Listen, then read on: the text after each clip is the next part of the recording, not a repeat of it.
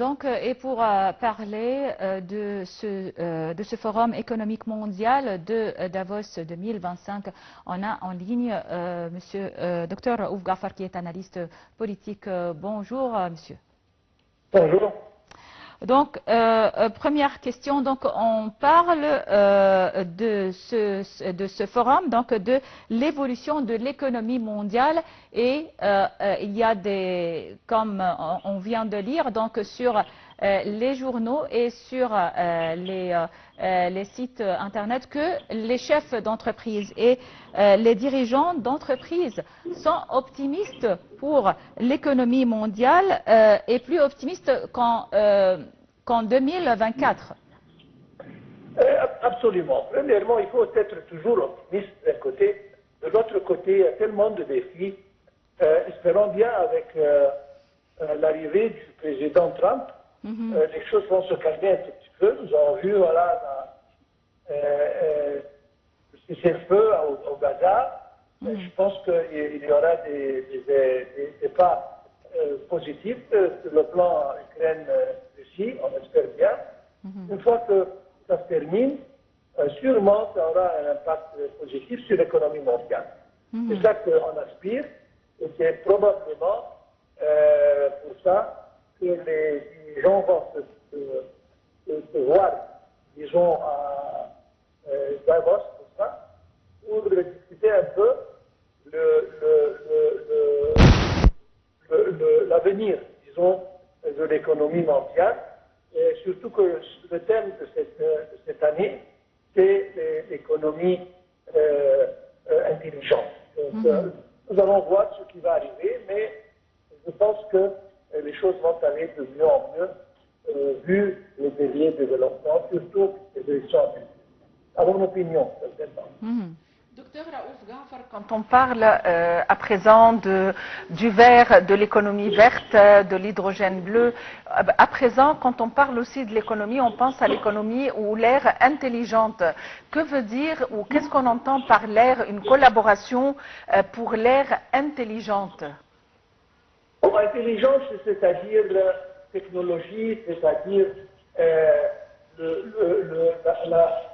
disons, propreté, il n'y a pas de pollution, etc., économie verte.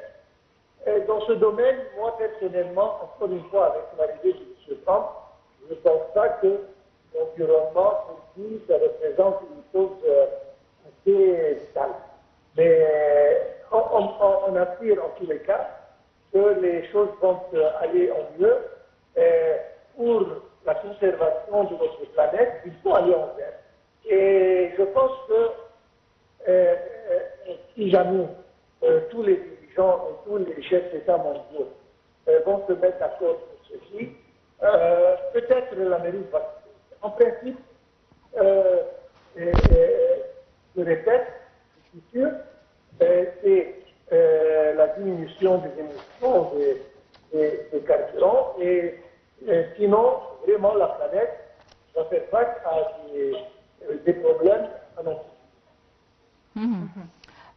Docteur Raouf Ghafar, comme vous le savez, le Premier ministre Moustapha Madbouli donc participe au nom du président Abdel Fattah el-Sisi à ce forum économique mondial de Davos.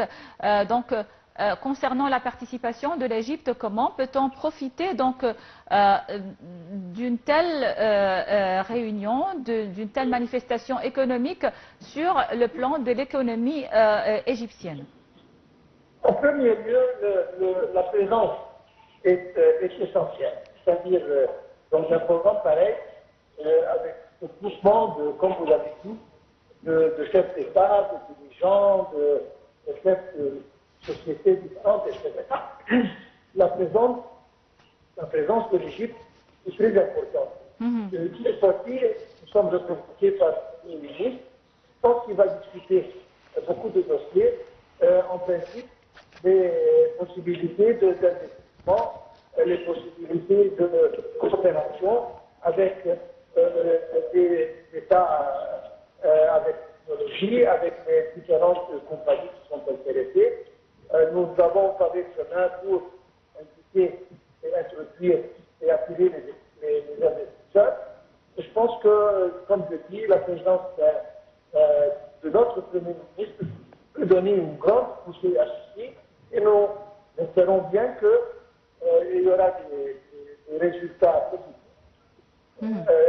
sur le plan économique. Inch'Allah. Quand on parle du Proche-Orient d'une manière générale et à la lumière de l'investiture de Donald Trump, à votre avis, à quoi doit-on s'attendre? Franchement, je ne peux pas dire. C'est-à-dire qu'il a une petite promesse.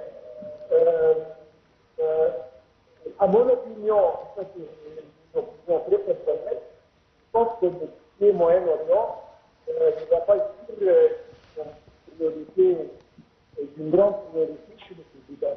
Peut-être avec le conflit palestinien, ça va changer un peu, la paix va établir, mais je pense que pour lui, il a des soucis un peu plus importants sur le plan américain, dans l'Amérique elle-même, avec ces pays de voisinage, etc. Mais en tous les cas, quand il y a un nouveau président en Amérique, on a toujours des espoirs que ça va être pour le mieux de notre... nous savons que lui et notre président sont en bonne relation, donc nous espérons que nous allons profiter pour pouvoir dire un peu beaucoup plus de coopération avec à mon avis.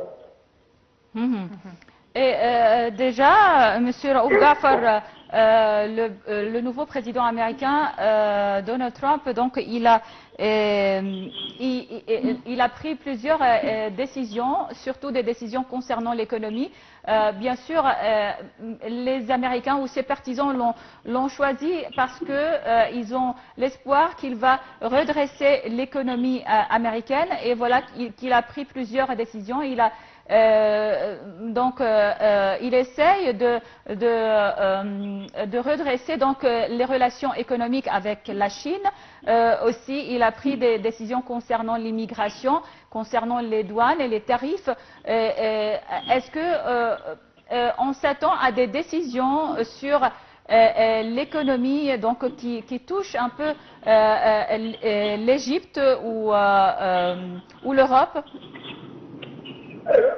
Encore une fois, à mon opinion, il va donner une priorité pour l'économie interne en Amérique. Américaine, oui. Essayer de lever un peu le niveau de vie pour les Américains.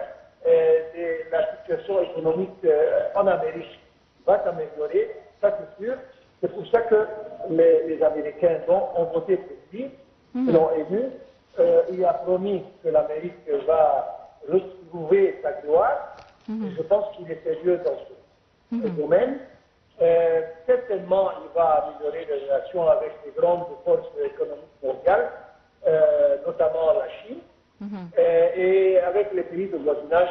Mais en principe, son souci principal est d'améliorer la vie des Américains.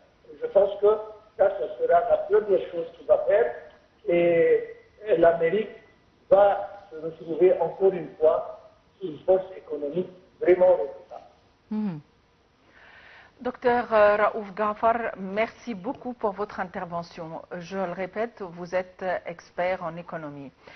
Eh bien, effectivement, étant donné que les États-Unis sont une superpuissance, des résolutions en phare ont commencé déjà à être prises. La première répercussion, c'est le cessez-le-feu qui a été mis en vigueur à Gaza. Et donc, le monde est dans l'attente de voir des changements, espérons-le, positifs. Reste à remercier notre public, Hélène. Oui, alors merci pour votre attention et passez une excellente journée avec la suite de nos programmes. Au revoir et à la prochaine.